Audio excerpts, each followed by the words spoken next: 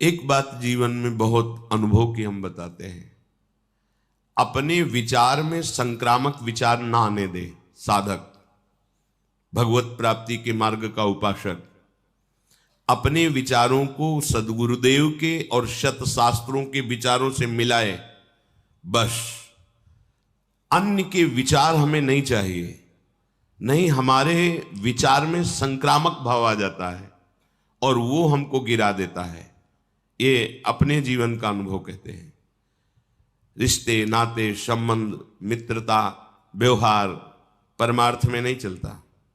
परमार्थ में सदगुरु के विचार, शास्त्र का सिद्धांत अपने विचारों को नापने के लिए है कि मेरे विचार सही हैं या गलत। उस सदगुरु की वाणी और शास्त्र वाणी से सम्मत करते हैं, हाँ ठीक है। बस फिर किसी की सलाह, किसी के विचार, किसी का उपदेश अपने विचारों में नहीं आना चाहिए।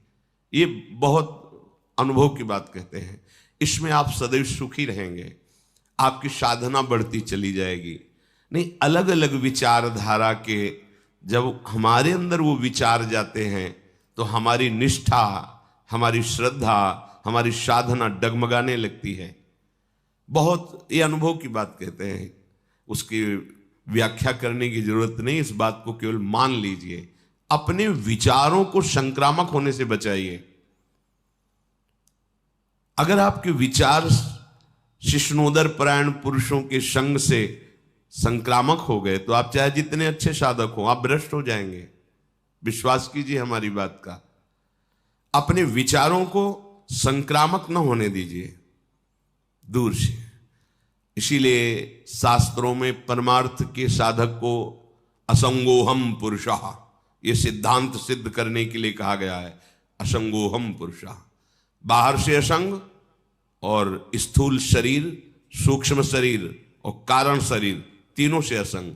अर्थात स्वभाव, अंतःकरण और शरीर की चेष्टाएं सब मायाकृत हैं, अपने स्वरूप में स्थित। ना कोई स्त्री है, ना कोई पुरुष है, ना कोई मूढ़ है, ना कोई ज्ञानी है। एक ही परम तत्व सब रूपों में भास रहा है। बस बैठ जाओ चुपचाप अंतर में और इसकी सिद्धि कर लो। संक्रामक भाव नहीं। जाति पाति कुल कर्म धर्म व्रत संस्कृति हेतु, सेवक जी महाराज कह रहे हैं, अविद्यानाशी। अब जो ही कहें करें हम सोई, आयुष लिए चले निज दासी। ये जितना प्रपंच है ये माया अविद्या के द्वारा रचा हुआ है। उत्तम अधम ये वो, हम चले हैं अविद्या का नाश करके परमात्मा बोध करने के लिए। प्रेम तभी प्रकट होता है जब आत्मस्वरूप का बोध हो जाता है। ये बात ध्यान रखना। महापुरुषों ने कहा, पांचों भूले देह शुद्धि। देह शुद्धि विस्मरण का तात्पर्य है आत्मस्वरूप में स्थिति। जैसे सेवक जी महाराज को आत्मा हरिवंश प्रगट परमानंद।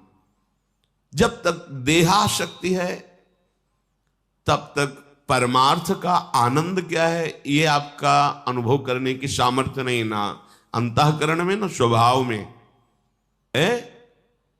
वो ये सब से अपना संबंध ना रखना है।